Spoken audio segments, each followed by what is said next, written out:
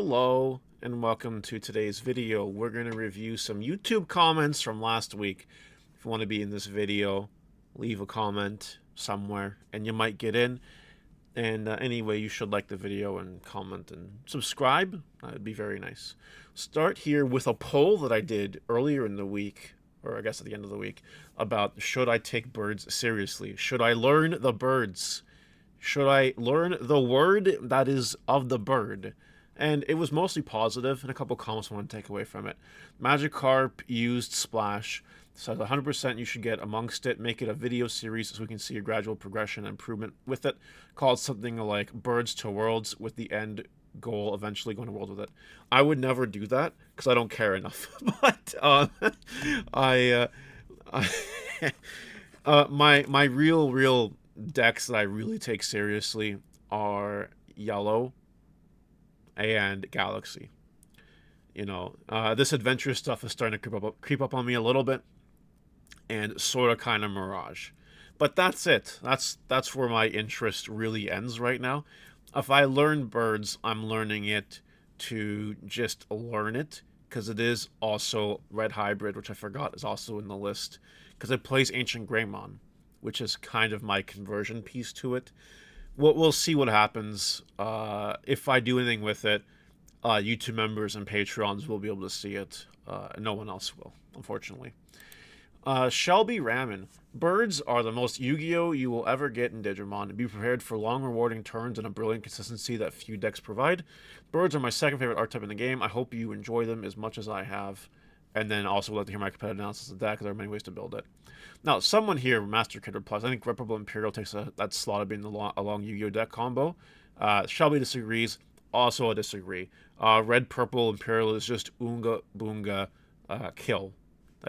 It's got very linear combos. It's very much like A, B, C, D, E, F, G, G, G, and that's it. But Birds seems to be a little more complicated. I don't know if it's the Yu-Gi-Oh! Deck of Digimon per se. I guess if I take it seriously and learn it, I will try to make that analysis. But right now, I don't have analysis. I know it's decent because there is a person in my testing group who waxed me with it, which I was unexpected of, and it happens. So we will continue the saga of this at some other point. On to adventure-related things. Justin DeSille says Adventure Birds might be the next Lugamon since everything gains Rush in that deck. Which it might be. Adventure cards look like they're going to be the next turn 3 kill deck. Which is just the way Digimon is. Unfortunately. Jared Murdoch. Adventure cards are winning me over. Hero, not yet. Also, we need a Yellow Puppetmon for the dang puppet deck. Perhaps one day. Perhaps one day. I'm sorry that the green and black Puppetmon Ace is not the one for you, but, probably eventually one day. Maybe BT27 or something. I don't know. Lonnie the Waffle. It's crazy how it's crazy how it's a starter deck. Might be more expensive than the old ones that were like 15 to 20. These might be $30 starter decks. We have to, I wonder if they have an MSRP yet. I'm gonna find that out right now because I don't honestly know off the top of my head. But what I will tell you is that inflation does happen, so things will be more expensive anyway, no matter what, because everything is. Have you seen the price of eggs? So MSRP here is $15.99. So really, you shouldn't be paying any more than $15.99, which comes with your starter deck and whatever else comes in the starter deck. I thought the trainings came, or the scrambles came in this deck. I don't know. But anyway, my point here, going back to this, is, things will get more expensive over time anyway. But at least these decks shouldn't. Bussy Destroyer. Not too worried. Tao Loop saw a massive dip in Asian tops 2 weeks in once. Purple realized Purple Hybrid dumpstered it, and Purple Hybrid is popular here in the West. West would expect to get the same result here. I think you're missing the point. People will be hyped for Taomon Loop because people know it exists. There are a lot of people that know that Taomon Loop exists. And the fact that people know that it exists will carry the hype, which will also increase the prices. It doesn't matter if Purple Hybrid dumpsters it or not in Japan. What matters is Talmon Ace is going to come out, and people are going to say, oh yeah, I can play Talmon Loop now. And they're going to buy the cards, and they're going to try the deck, and that's really it. There's nothing more complicated than that. Whether or not Purple Hybrid is better than it or not is irrelevant to the fact that the cards are coming out, and because the cards are coming out, the other cards will become more expensive because people will need to buy those other cards to play that deck. And I mean, to be real, we've tested Talmon Loop. Like, Purple Hybrid, yeah, gets some wins off of, sure, but Talmon Loop can definitely just also win the game. Easily. So, it's whatever. Now we have the Briscoe. Whoop saw a new addition to Omnimon Land. What are your thoughts on BT20 Omnimon's secret alt art? I asked as I pulled one a few days ago. Very nice. And I'm biased. I like all Omnimon arts ever. They're all very good. They are never bad. I assume you're asking about the art. Nick Steele here asks, I love how he basically said that our deck isn't good, but go ahead and invest in some alt arts. Riot, Taro, LMFAO. I hate my life because just when I was rethinking of building that deck, here I am buying more alt arts. LMFAO. Libfoul. And then someone replies, it's decent, but has a real potential to get better because Liberator. Honestly, I got the deck already. Yeah. The fact that it's Liberator does put it on a bit of a pedestal compared to anything else that's not Liberator per se, or main anime protagonist or whatever. But you never know. They might give us the cards that say this deck is broken. They might print those cards. You know, sometimes Digimon prints broken cards, like every set. So maybe Tyrannomon one day will be in that slot. That's why you should invest in the Ryataros. Even if those cards are not broken per se, there will still be hype because Tyrannomon cards coming out, whoa! And then that might cause your Ryataros to go up in price. That's typically how it works. Like, have you seen other Tyrannomon cards go up when Dynamon came out, even though it's shit? Like, hello? So anyway, there's that. I know people in the audience, there's a few of you that don't like that I'm very anti-Tyrannomon or Dynamon. I just don't see the value. I'd rather play literally anything else if I cared about winning. And Nick Steele again, because I just love this content. Bandai is wild for the Angelmon card, lol, but damn with all these hero adventure cards. I swear the Dino deck seems like it may be no good against these cards. I agree. I don't disagree with that. Mara, maybe you can find a solution, because if not, I gotta rethink my strategies. I can't give you a strategy or a solution because it sucks. Bandai just needs to print better cards. If you want honest, like if you really care, there is someone that topped the Dynamon. You should ask that person, because that person clearly has the sauce, or got very lucky, or both. Both are entirely true.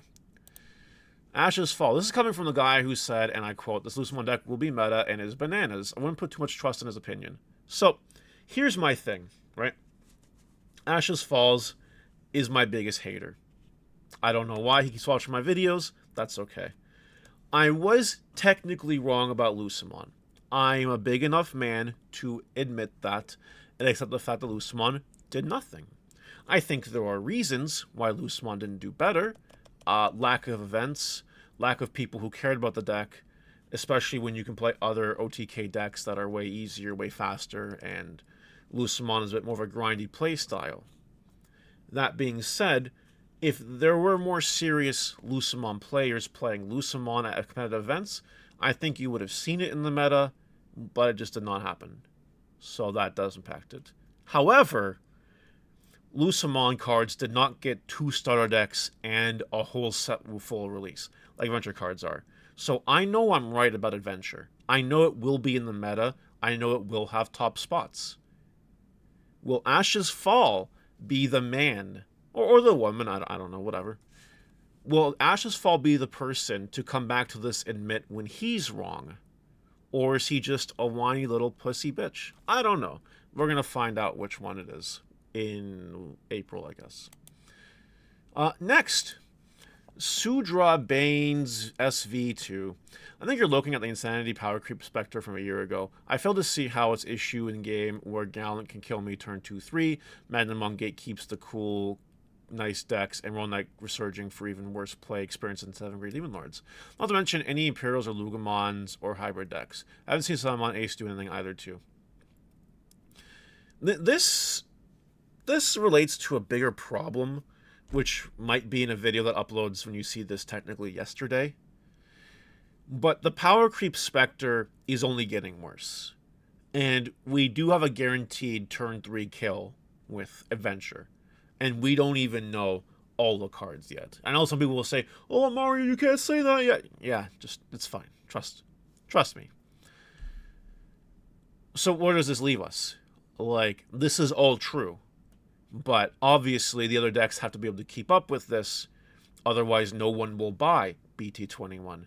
And do you honestly think that Bandai is not going to put the cards in BT21 to, fight these decks? They will. Have you seen that White Tai Secret Rare Tamer? That card is insane.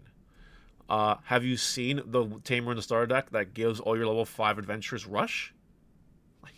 Like what? So we don't even know the half of it yet. So I think it's going to be fine. Well, not fine. It's going to break the game in some way, shape, or form. Maybe minorly, maybe majorly. I don't know. But, yeah, no. Power Creep is insane. Nick Steele again. Wow. I also like this guy's comments. Impressive. Happened to stumble upon your channel while watching you match with a vault. So glad I have subscribed, and thank you for the info and knowledge on the Digimon market. Your videos have been spot on. I don't make a move unless I see one of your videos. Looking forward to see where you help take the Digimon TCG community. Thanks. It's nice to see her. Nice to see. K-Long, right. Matt Ashita, I'm dying. Whatever, Yes. Sometimes some of us mispronunciate some Digimon terminology. I've definitely used the right pronunciation on other videos since BT1 came out. Sometimes we like to have a little bit of fun, though. It's important. Benjamin Wiseman. I think the theme of this Market Watch is that EX6, BT16, BT17 should just be reprinted. Bandai is very not active when it comes to reprinting booster boxes. They used to be in the game started, not anymore. And Unification Rush did not help. I think these products are just going to be crazy forever. And it's unfortunate, but that's just the way it's going to be. Kafinga. Who are you? And what have you done with the real Mario? He would never tell people buy the pre-sales. Someone, yes, my last thumbnail there, buy the SP pre-sales. Yes. That was the clickbait title for my comment video last week. Do I believe it? No. No, I don't believe it. But it's funny. It's a good time. It's a funny bit. Taylor made 2113. To be fair, Market Watch has been a thing, so doing a Market Watch for any card game shouldn't be considered copying. Okay, I'm gonna say it right. That would be like the first person who uploaded the box opening for Digimon saying everyone who does Digimon box openings is copying them. So here's the thing. When I first read this comment, my immediate thought was, sounds like a Ride My Avatar fan. That was the first thought I had. Then I thought about it a little bit more. And all box openings are different 100% of the time by 100% of the degree in varying luck. You can't copy a box opening. You can't. It's not even like a deck profile where like 40 cards are the same. There's always that you never know factor that you can't replicate with anything else because booster boxes are wild, intangible things sometimes. But a Market Watch, oh, definitely. Oh my God. Are you kidding me? That's different. You know what I mean? It just is. I don't think I can explain any more than that why a booster box copying is different than a Market Watch copying. It's a bread and butter staple. Box openings. Market Watch, kind of not really. The world can live without Market Watches. The world cannot live without people getting that rush watching other people open boxes. That's just that. If you disagree, let me know in the comments, and we'll go from there. JRG Thanatos, me, Chaos Galamon versus Marge, who's whatever. I'll make you respect the chaos. I invite you to show up at the next in-person event that I'm going to. Just say, hey Mario, I'm JRG Thanatos. I have Chaos Galamon, 1v1 me in a match. And good luck, have fun, is all I'm going to say to you. And lastly, White Dragon Zerusu. I don't know. Yeah, with what happened with Medieval Galamon, yeah, I've been thinking about the pre-sales. So, this is what I'm going to show you in respect to this. So this is the last comment of the day. If you look up Medieval Galamon, alright? And not the really bad one, talk about the really good one here for a second. Right now it's $76, okay? So, look at what happened. The pre-sales were $70. When the cards came out, it was in the low 40s. I think it even touched high 30s. And now it's more expensive. The goal is to not buy the pre-sales, and the goal is to buy certain things on release day. I told everyone this card would be expensive. If you didn't listen to me, or you didn't watch my Market Watch for some reason, like any of them, or if you're just stubborn, well, that's your fault. Yes, if you would have bought this at $69.99 on pre-sales, I guess now you're looking okay. Sure, that's reasonable. But you'd be a lot more okay if you bought it on release day, or even before it exploded, which again, we knew was going to happen because of how good this card is. That's the point. You don't buy the pre-sales, you buy on release day the meta cards, and depending on how well they're used in the meta, they might stay the same. Hell, they might even go down a little bit. But if they go up, you'll thank yourself later, instead of buying the pre-sales. See, I got my Medieval Galamons right in here. I am very happy. I could sell them now for almost double. I could. I'm not going to, but I could. And that's the approach you gotta take. Do not buy the pre-sales, wait till release day. That's it. And that'll do for today. Let me know what you guys think in the comment section below, and I'll see you later. Bye!